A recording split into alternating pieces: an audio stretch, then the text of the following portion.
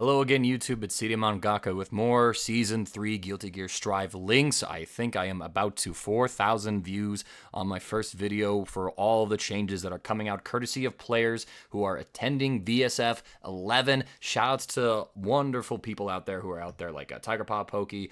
Umi Show as well is out there. She's been giving us some really good information as well. I got some new things to confirm, a couple of things to deconfirm. Let's not waste any time, and I'm going to try and figure out an order that I want to do this in. And let's start with more information on the system mechanics themselves. So it very much seems like burst gauge is a second meter that we actively use and that it actively changes throughout the game instead of like this one-time ticking cooldown style of meter. Why do I say that? Well, let's look at how they've reworked negative penalty. So you can see here that the Testament is going back all the time and incurs negative penalty, and not only did they lose all of their tension gauge, it regenerated automatically because of the settings.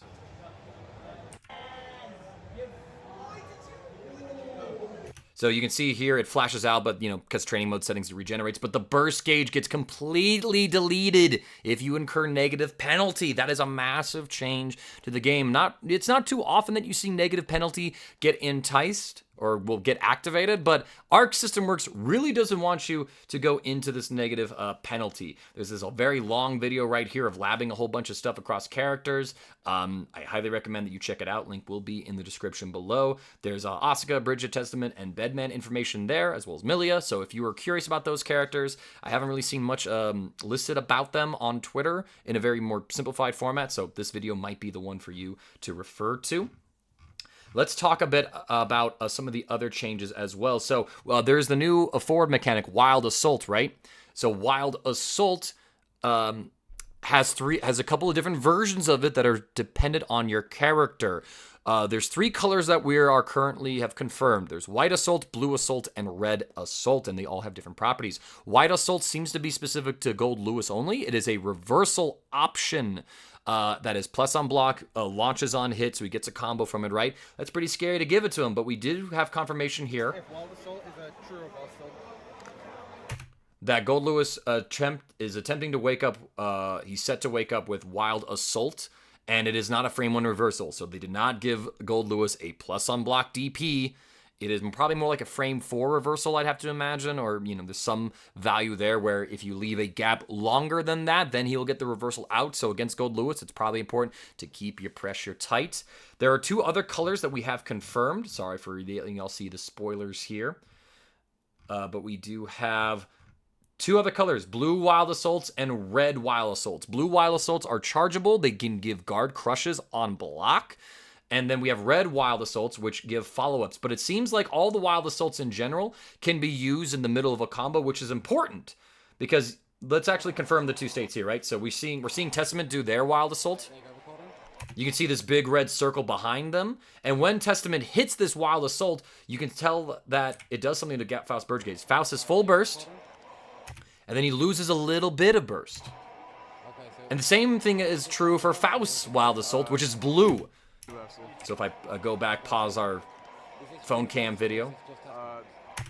So this is a blue circle right here. He goes forward. He has the chargeable guard crush version of it.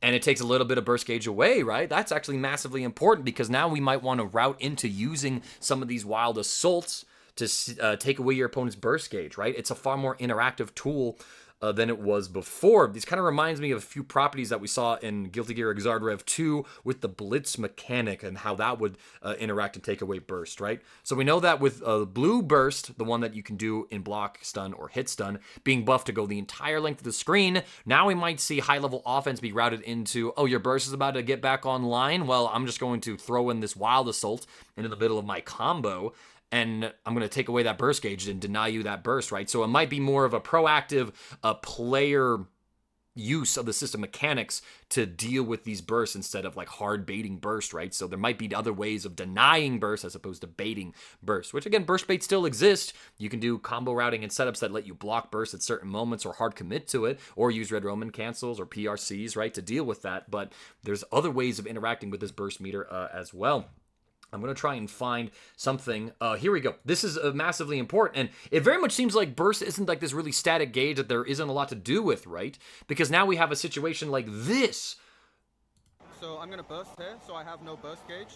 We go to the corner. A splat immediately gives, it looks like 30, 40%. Maybe it's a quarter and it's just ticking up. Yeah, so if you do it again.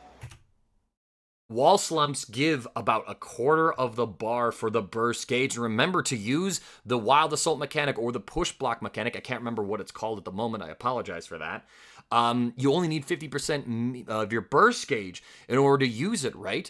And now there's a lot of things that are tied to the wall slump, right? If I get wall splat, right, all of a sudden I get a chunk of my burst gauge back. The opponent knocks me through the wall, right? I'm all of a sudden in a bad situation. They got positive bonus ticking, but at least I got some of my burst gauge to use my mechanics to fight back against that offense, right? I could possibly push block them, take my turn, and then go through there, right? So there seems to be a lot of back and forth happening with the burst mechanic. Happy Chaos puts me in the corner. He's doing his wall slump stuff. I only need him to probably wall slump me 1, at most 2 times, and then all of a sudden he has to map his offense around my push block, right? Because the push block mechanic, if you're able to use it well, can create a lot of new openings for you, right? We have a little bit of footage here of Potemkin, right? So we see the parry, right? But he's still within range here. I think you do it after 6K. So, right?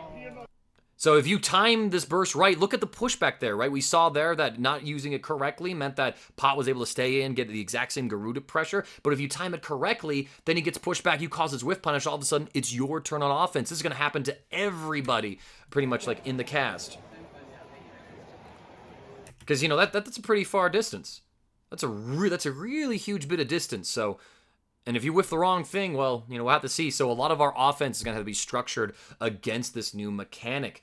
So I did have something else for Potemkin. He has the blue version of the Wild Assault, and it was pretty scary, but the tweet's been deleted. Potemkin players are already hiding the new tech that they're getting, but I'm here to tell all of y'all right now that if Pot hits you with his Wild Rush Assault, Wild Assault Rush, Wild Assault, Strive Rush, come on, that's what it is.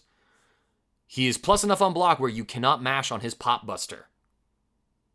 He forces Real Strike Throw Mix on you, and you have to just guess, and it is ugly looking. But, you know, I'm all for it. I'm all for some characters that struggle having great tools on them and system mechanics being strong so that we see a deeper bit of competitive pool. I know people hate fighting certain characters, but maybe it's time to get over it a little bit. So a lot of system mechanic stuff. This is huge, massive changes going forward with it. So it seems like the burst gauge is its own secondary resource that is highly interactive, that is going to be being used a lot. And there's tons of ways of interacting with this thing and tons of strong, great uses for it. So let's get into a few character-specific things. First, I want to start off with a deconfirmation. That's happened. Did the entire venue get carbon monoxide poisoning as they were testing Axl? Because I'm comparing the normals in the video to his normals, and it's identical. Are we okay? I don't have the pictures for it, but I've seen the photos. Someone went through and posted pictures. And the Axl normals, we were talking about the range got reduced, and oh no, they shot Axl. Completely hallucinated, it seems like. The normals are identical to what they were before in terms of range. Maybe there's a difference in frame data or something like that, but really, it's kind of funny to see a largely British audience at this event gaslight themselves and hallucinate that their British representative got nerfed. Seems like they were never there. Wrong, gaslight. Oh, that's kind of funny. So,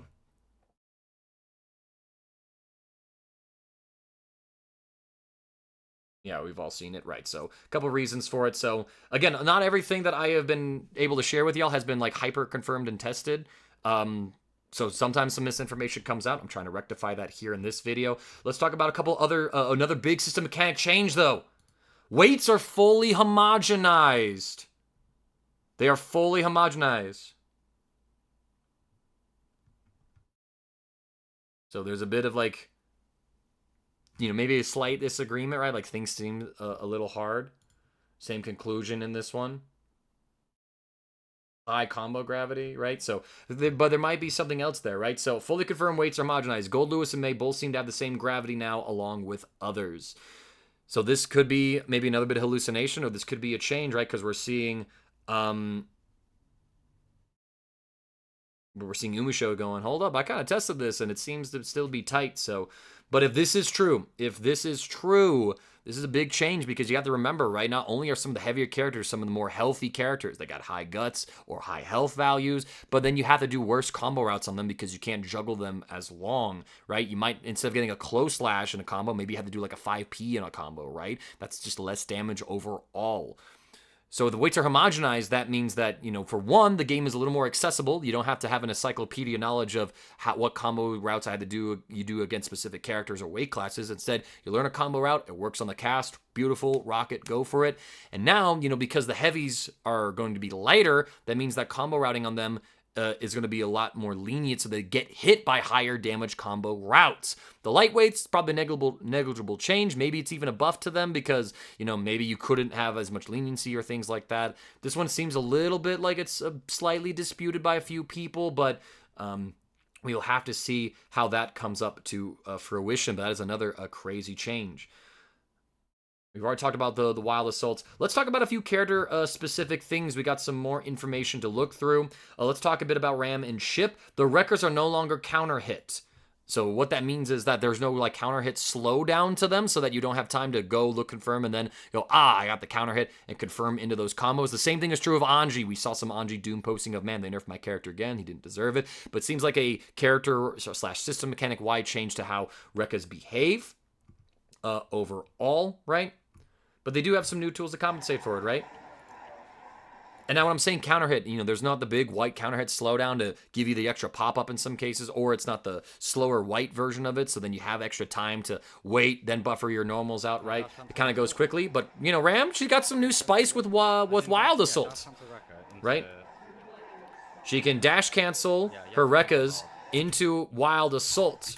I don't know if the red version is plus on block as well, but this is going to be good for her combo routing at least, right? Because we have to remember, you hit someone with your Wild Assault, you steal their burst gauge, deny them some resources, right? And I think I mentioned this in the other video as well, but the Wild Assault knockdown, actually no I didn't. Wild Assault knockdown, it is the same as a super knockdown after a wall break. That is a massive bit of implication, right? Like using that, you could take some of your opponent's burst off of the wall, right? Send them through it, and you get a hard knockdown just like your super mix-up, right? So there are more ways to access the hard knockdown situations for characters. That's a crazy change. It's going to impact a lot of our offense structuring. So these system mechanics, they're pretty damn good. Let's get into a couple other chip changes. Then I want to show off some crazy changes, right, that relate to another character. There's some discussion of Soul Bad Guy. Here's an example, actually, of like using Wild Assault in combos. We see here that you get a counter hit with Wild Assault, and then, you know, Umisho's trying to demonstrate it. She has a few bit of difficulties. But, you know, you get pretty much full combo routes, and that damage is really generous to it as well. So Wild Assault seems pretty splashable in combo routes as a starter, as a combo piece, right? That all looks great. There's a bunch of different things here. We'll talk about Happy Chaos in a moment. Here is some chip data for you enthusiasts. So a summation of the 6K. We talked about this yesterday. It's slower, but it is plus on block, and it forces crouching on hit, so it combos into 2K. That also means that it sets up for comboing into your Rekka series fully as well. So a little more rewarding on hit, but who's at a high level, who's really going to get hit by this? JD, though, has some new sauce. It now wall bounces. So you can do a wall run combo like this all of a sudden. And then all of a sudden you have wall slump mix-up with Chip, or wall setups with him because of this new JD. That's a buff to the character's routing, so he's not completely shot. He's got new tools. He's lost a few tools that are like his mix-up tool, right? But on hit, he has more rewards and can go into better setups, right?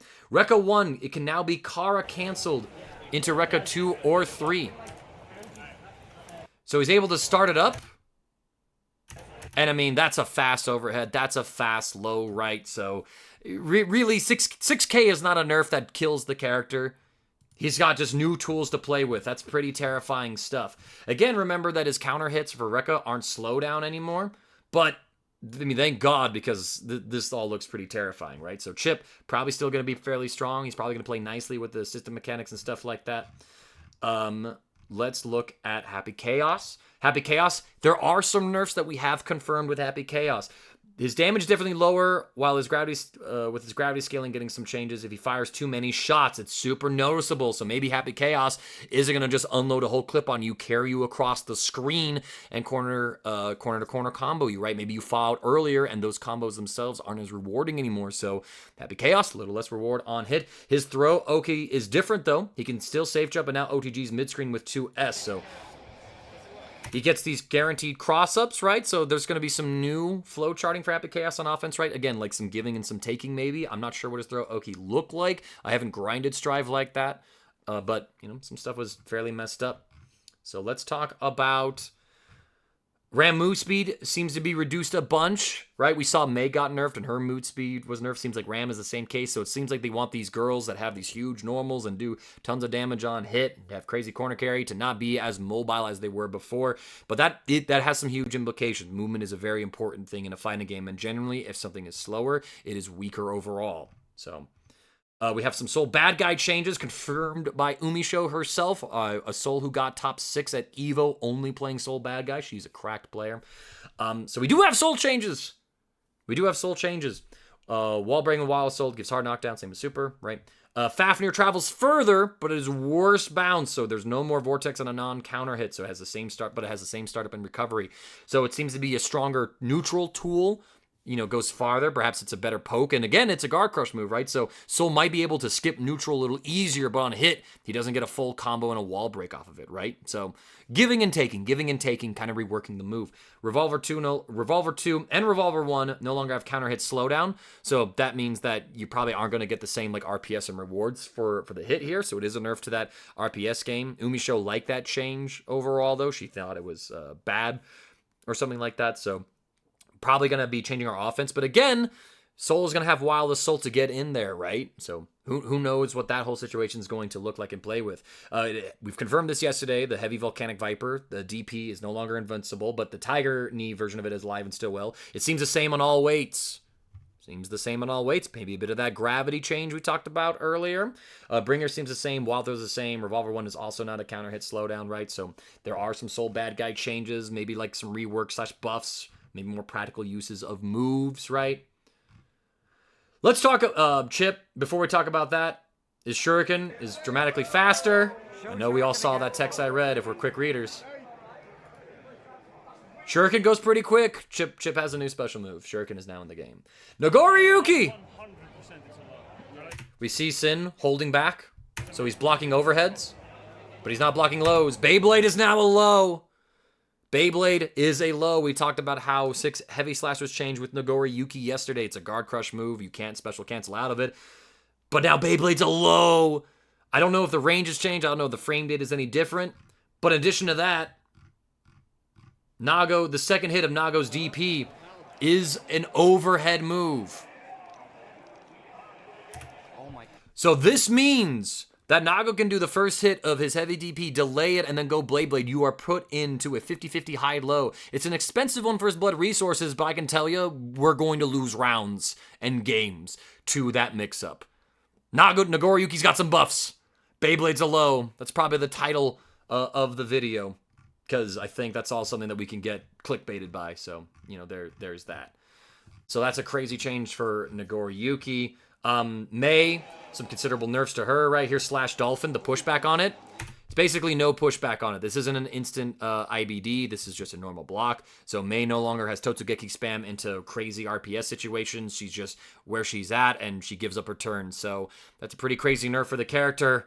Mei might not be looking too good this patch. It seems like they wanted to keep her combo route and her high damage alive, but take away a lot of the situations. Don't forget though, she does have like the jumped off and cancel stuff to look at as well. So we're gonna have to wait for the Mei players to develop the offense further before we pronounce her too dead.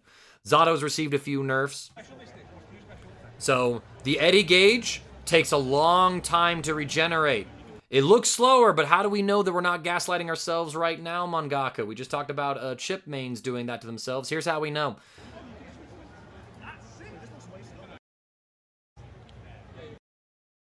Oh, this is a flight change. This is the max duration of flight. Zato no longer is up there for 5 seconds. He's up there, and he's back down pretty quick, so Zato has less camping abilities. So before, if you did his command throw, the Eddie gauge would fully recharge. And now you have to wait for about maybe 2 more seconds before Eddie is back on if you throw them immediately. So Zato has to play the game a bit more by himself. He has a longer window for when he's at his weakest, right? So that's going to be a hefty nerf to Zato, right? Again, sort of keeping his highs where they're at, but making his lows a little bit worse now, right? That seems to be the philosophy here for Arc System Works, balancing decisions anyway for some cases, right? Well, bunch of other changes. I covered a bunch of things in the first part of this video, so if you haven't seen that one, do go check it out, my friends. But that is pretty much it for all the changes that I have currently leaked out from the Guilty Gear Strive Season 3 patches that we have available. So, yeah, pretty much all that. Thank you so much. Let me know what else I should be on the lookout for. I haven't heard anything about Jacko. Haven't heard anything about